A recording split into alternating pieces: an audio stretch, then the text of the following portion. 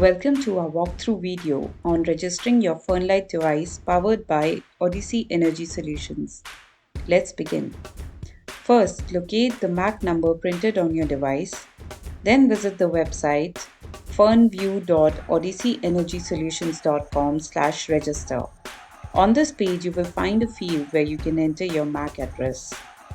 Once entered, a pop-up will appear with two options, register and login. If you're a new user, select the register option to proceed. Now it's time to fill your details, including your name, email, country, and company name.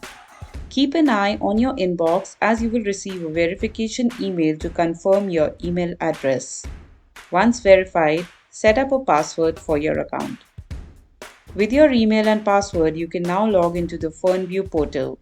Upon logging in, make sure to consent to the privacy policy and check the notification in the top right corner of the screen. Click on the notification to begin the installation process for your FernLite device. You will then be redirected to the configuration page where you can follow the instructions for the device installation. That's it. You have successfully completed the registration of your device.